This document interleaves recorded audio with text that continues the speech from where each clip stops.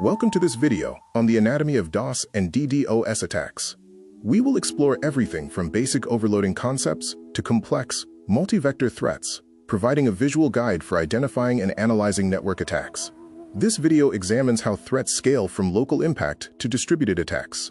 While a DOS attack is a one-on-one effort, a distributed denial of service, or DDoS attack, uses thousands of compromised devices, making filtering and mitigation much more difficult. DDoS attacks rely on a botnet, an army of compromised devices. Attackers use malware and vulnerabilities to create a zombie network. They infect devices, wait for instructions from command and control servers, and then execute a synchronized attack. We categorize network exhaustion into three strategic vectors: volumetric attacks, which target bandwidth; protocol attacks, which target network state tables; and application layer attacks, which target server resources like CPU and RAM. Volumetric attacks use brute force to create traffic congestion. Examples include UDP floods, where fake packets are sent to random ports, and ICMP floods, which overwhelm a channel with ping requests to exhaust system resources. Amplification attacks allow attackers to leverage third-party infrastructure.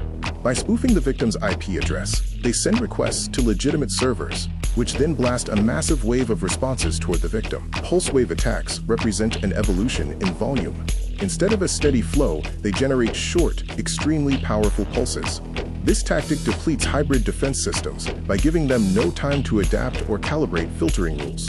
Protocol attacks like SYN floods target connection tables instead of bandwidth. By flooding a server with SYN requests and never completing the handshake, the attacker fills the listen queue, blocking access for real users.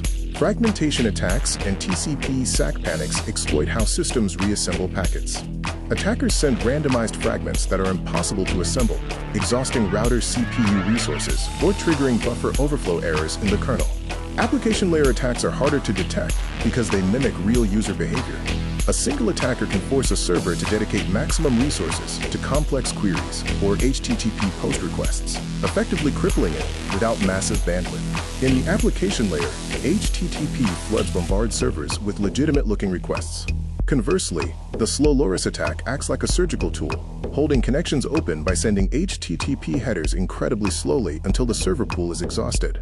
In 2023, the world saw a record-breaking DDoS attack involving HTTP/2. The rapid reset vulnerability allowed attackers to open massive numbers of streams and immediately cancel them, forcing servers to waste immense resources. Modern threats often use multi-vector attacks, combining volume, protocol, and application-level strikes.